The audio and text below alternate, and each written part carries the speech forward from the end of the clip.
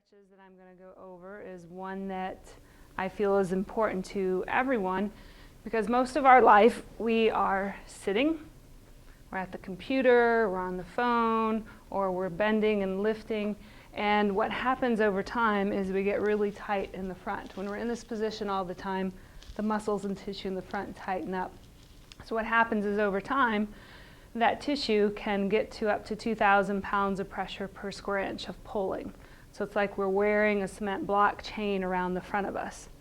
So as we're getting pulled every day, we start to feel the symptoms in our back. We start to feel the symptoms in our neck and upper back. And when people come into me complaining of pain here, a lot of times it's because this constant pulling in the front. So the stretch that I'm going to show you is very simple. You'll want a ball, or if you don't have a ball, you can roll up a towel, or you can get a sweatshirt or something like that, and you just want something that's round or has a little bit of give to it when you squeeze it, but also has some firmness. And then if you're going to have your bed, most people don't have massage tables, it works fine on a bed, and we're going to get a chair. And so we're going to have someone come in, and I'm going to demonstrate how that would be. So if the person, when you lay down, you're going to lay down on your bed or the table. And one of the keys are when you lay down, you want to make sure your hip is fully on the table or bed. If the hip comes off the side, you'll notice it'll arch the back here. And that's something that you do not want because it'll be uncomfortable. So you want your hip fully on the bed. And when you're on your bed, if you can lay at an angle so that when you bring your arm out, your elbow is pretty much supported, that is a very good thing. On this table, it's not wide enough, but when you're on your bed, lay at a really good angle so that your arms are supported. So what we're going to do is we're going to bring a chair in, and with the chair, I'm going to block their leg so that there's just a little bit of tension, okay? This is not a hard stretch. It should be comfortable. You should feel that after you're here for a little bit that the muscle can soften. If it feels a little too much, you just scoot it out a little bit. And what this is going to do is help to stretch the front of the hip and the front of the leg that gets tight from all the sitting. So that's stretching here. And now the ball is going to go right on the spine in the back so that when he lays down, it opens up the upper part of the chest, okay? And it can go anywhere in the ribs. You don't want it in the lower back. You want it up in the rib area. And if I moved it up, it would now open up this spot. So wherever the ball is under, it's just opening up that spot of the chest. Again, what that's focusing on is getting us out of this folded over position that we're in all the time. So we have the ball there, and the arms are going to come out just to where there's tension here. So the keys with these stretches are you do not want it to be forceful. You should only have tension in the arms, tension in the leg, and what I mean is you shouldn't feel like you're fighting against the stretch. If it goes up too far, then it's actually not going to relax and release, okay? And when you put the ball in the middle of the chest there, sometimes when you lay on it, it can hurt at first, doesn't it? A little bit. This is the first time he's felt it. But as you take some breaths, you should feel like your body is softening around the ball, almost like the ball's losing some of its air. Is that what it's feeling like? That's what it feels like. Okay. If you have taken 4 or 5 breaths and you are still braced against the ball, then it just means that that is too much pressure right now. So you could take a pillow and put under the ball so that it is softer, and then that'll help take care of it.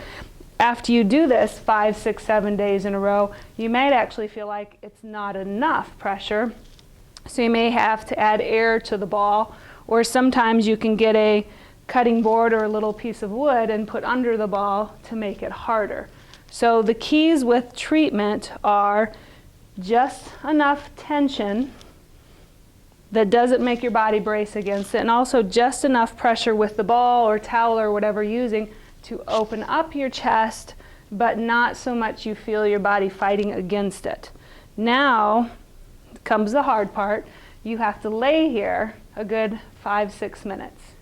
It takes a minute and a half before the tissue will actually start to change. And remember when I talked about at the beginning that it feels like you got cement blocks pulling you forward? Well, that tissue can actually turn almost to cement.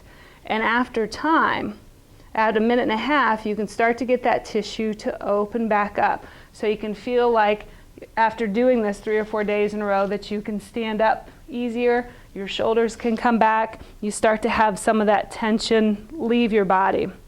So once you get in this position, as you lay here, you should feel like the ball is losing air, your chest is opening up around the ball. You should feel like the muscles and tension in your arms are getting longer. You should feel like you're lengthening here, okay? And after 4, 5, 6 minutes, then what you'll do is switch to treat the other side. And I'll show you how to do that so that you know what I mean. It's pretty easy if you have a narrow bed. You can just bring your leg over off the other side and scoot your hips over a little, and then you can put the ball in a different spot so that you're now treating a different spot in your back and you're treating the other leg. Okay? If you do not have a narrow bed or your bed is against the wall, then you would need to get up and actually turn your body physically around to treat the other side. But when you move the ball, it will feel sometimes painful or tight at the beginning. So remember that if it hurts, it doesn't mean it's a bad thing, it doesn't mean it's a good thing, it just means that there is tension in the muscle right there. If you take 2 or 3 breaths and you can feel the tissue softening, then you're helping it. Just like rubbing out a Charlie horse. You know, at first it may hurt, but then you can feel the tissue softening, and that means you're helping it. If you've laid here and after 3 or 4 breaths you cannot feel anything giving, it just still feels like you're bracing against it, then that means that's too much pressure in that area and you need to make it softer. How's it doing? Feels all right. Okay. And every spot you treat may feel different. One spot may feel painful. The next spot, it may feel really good when you lay on it. Other spots, as you're laying on it, it may cause pain up into your neck, down into your back. And if so, that's telling you that that spot, as it's getting treated, that's where that spot connects to. So if you have headaches or you have pain in your neck and your shoulders, and you find a spot with the ball that reproduces that pain, then you know where the problem's coming from. I want to hold it again 4, 5, 6 minutes of being still. If you move your arm and scratch your nose, then you have to start all over with the time component. And that's the hardest part, is just letting yourself be still here. And if you do this stretch 3, 4, 5 days in a row, you will start to notice it's easier to stand up. To me, this is a stretch that if you could do it every day, that would be fantastic, because most of the day we're folded over. But if you can add this in to a good 3 or 4 times a week, it will really help prevent a lot of pain and help you get out of pain too.